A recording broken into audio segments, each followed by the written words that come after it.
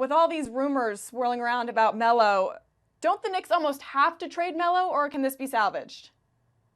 Well, it sounds like they're forcing it. I mean, it sounds like you don't even have a choice. You know, there's so much going on.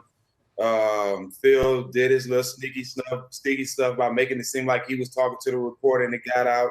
I know that was done intentional. All kind of stuff being done to try to force him out. And you know, a lot of other teams can use him. So, you know, if I was Melo, I wouldn't want to be nowhere where I'm not wanted, and especially all the good work he's done over the years. If he's not appreciated, I'll go elsewhere.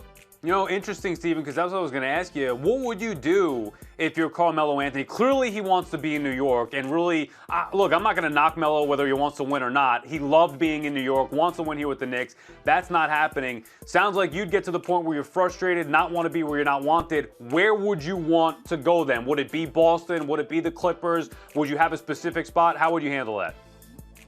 Well, it definitely has to be a team that's real close to winning the championship. And I think the best fit for him would probably be Chicago or Cleveland. He can play the four. He'll be a dominant four in the East for at least 3-4 more years. He can score. He's a big body that can rebound. He just has to play better defense. But I think Chicago and Cleveland will be great spots for him because he'll make those teams championship contenders. Stephen, how do you feel if you're one of Carmelo's teammates? This kind of harkens back a little bit for me to last year with the Lakers in terms of Kobe, and they're kind of ready for him to move on and they're ready to start the rebuilding process. Do you feel like some of the Knicks are ready for this saga to be over so they can move on? Well, I'm pretty sure none of them won't say it to Melo, but you know, a lot of guys wish the focus was more on the team and not Melo. But hey, if the focus was on the team, that wouldn't be a good focus either because y'all losing, y'all not winning. So I think, you know, at the end of the day, the blame is on Phil. It's not on Carmelo, but they gotta have somebody to blame.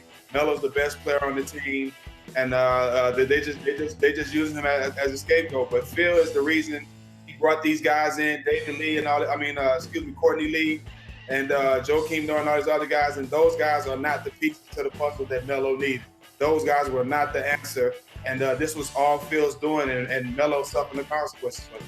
Yeah, this could be a bizarre situation to see how this plays out. The trade deadline's on February 23rd, so if there's any move to be made, it's going to happen between now and then.